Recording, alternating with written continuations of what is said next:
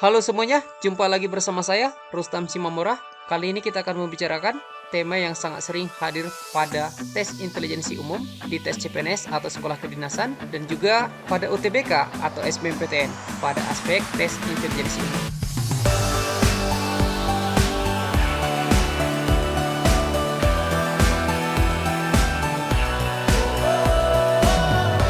Kita mulai. Nomor 1, Andi mengendarai sepeda dari rumahnya ke rumah temannya Budi yang berjarak 5 km. Dari arah yang berlawanan, Budi mengendarai sepeda menuju rumah Andi. Kecepatan Andi dan Budi berturut-turut adalah 17 km per jam dan 13 km per jam. Jika keduanya bersama-sama berangkat pukul 9, maka mereka akan berpapasan pada pukul titik-titik. Biasanya kita akan mengerjakan ini dengan membuat gambar terlebih dahulu. Kita akan membuat skema-skema perpindahan mereka, kemudian memisalkan bahwa waktu yang mereka butuhkan supaya berpapasan adalah T. Oleh karena waktu mereka berpapasan adalah sama, yaitu sama-sama T, maka bisa kita nyatakan bahwa S1 per P1 akan sama dengan S2 per V2. Kita akan mencari jarak yang sudah ditempuh si Andi, atau boleh juga si Budi, kemudian kita baru cari T-nya. Cara seperti ini membutuhkan step yang banyak. Kita akan mencarinya dengan cara yang lebih praktis, yaitu menggunakan rumus T sama dengan jarak mereka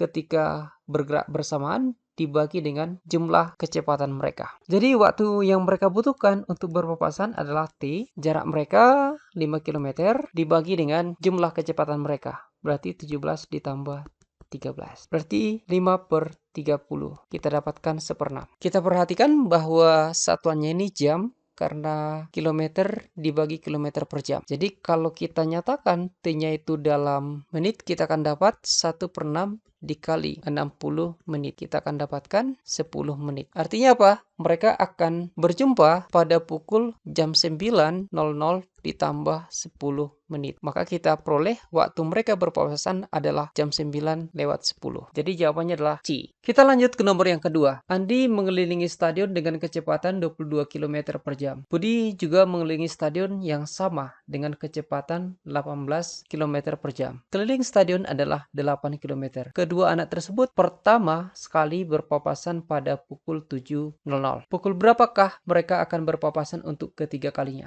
Jadi kita perhatikan waktu berpapasan pertama sekali adalah pukul 7. Jadi sama seperti soal yang pertama tadi, membicarakan dua objek atau dua orang yang bergerak berlawanan arah, kemudian mereka berpapasan setelah bergerak dari waktu yang bersamaan. Kita gunakan rumus praktis yang tadi itu. Mereka akan berpapasan setelah waktu T, yang mana T sama dengan jarak mereka terpisah dibagi dengan penjumlahan kecepatan mereka. Jarak mereka terpisah jadinya adalah keliling stadion itu, yaitu 8 km.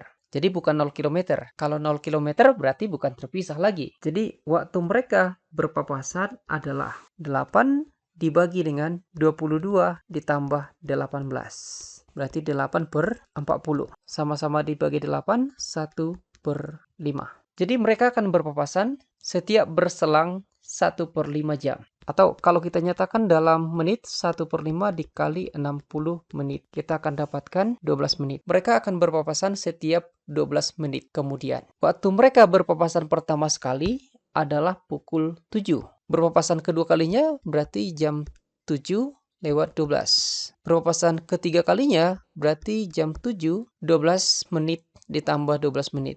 Berarti 24 menit. Jadi mereka akan berjumpa ketiga kalinya pada saat E pada pukul jam 7:24. Nomor yang ketiga, Dodi mengendarai sepeda dari rumahnya ke rumah temannya Amar dengan jarak tempuh 18 km. Dari arah yang berlawanan, Amar mengendarai sepeda menuju rumah Dodi 15 menit kemudian. Kecepatan Dodi dan Amar berturut-turut adalah 16 km per jam dan 12 km per jam. Pada saat kapan mereka berpapasan? Nomor 3 ini mirip dengan nomor yang pertama tadi, hanya saja salah satu objeknya udah bergerak duluan. Oleh karenanya, kita akan menggunakan rumus T sama dengan S dikurang jarak yang sudah ditempuh oleh objek yang duluan bergerak, dibagi dengan V1 ditambah V2. Lihat polanya masih tetap sama. Waktu sama dengan jarak dibagi kecepatan. Oleh karena salah satu objek bergerak duluan, maka jaraknya jadi berkurang. Yang bergerak duluan di sini adalah si Dodi,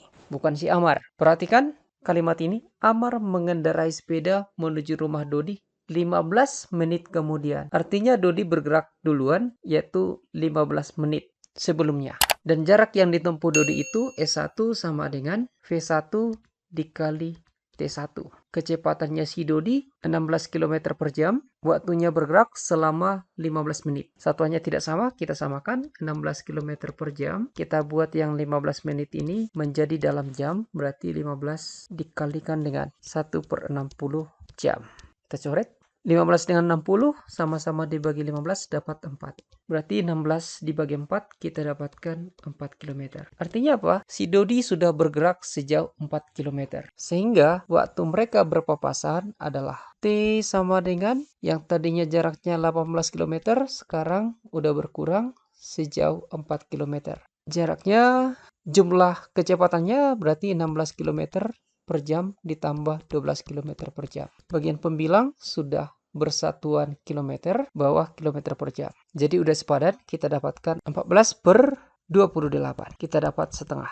Jadi mereka akan berpapasan setengah jam kemudian atau 30 menit kemudian. Jadi jawabannya adalah D. Kita lanjut ke nomor 4. Bus A dan bus B akan berangkat ke Bandung. Kedua bus tersebut akan melalui jalur yang sama. Bus A berangkat dari terminal Yogyakarta dengan kecepatan 60 km per jam. Sedangkan bus B juga berangkat dari Yogyakarta dengan kecepatan 75 km per jam. Jika bus A berangkat pukul 13 dan bus B berangkat pukul 15.30, maka bus B dapat menyusul bus A pada pukul titik-titik. Apabila nomor 1, 2, 3 membicarakan waktu berpapasan, maka di nomor 4 ini kita akan membicarakan waktu menyusul. Kalau kita kerjakan dengan cara biasa, biasanya kita akan membuat gambar atau skema, kemudian pemisalan-pemisalan, kemudian kita akan memahami bahwa ketika si B menyusul si A, berarti jarak mereka sudah sama. Bus kedua akan menyusul bus pertama ketika sudah menempuh jarak yang sama.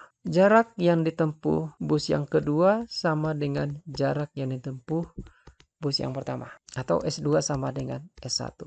Jarak yang akan ditempuh bus kedua nantinya itu akan V2 dikalikan dengan T2. Jarak yang ditempuh oleh bus yang pertama itu adalah jarak ketika bus kedua belum bergerak ditambah jarak yang ditempuh bus pertama ini setelah bus kedua bergerak, yaitu V1 dikalikan T1. Dan dalam hal ini kita akan dapatkan T1 akan sama dengan T2.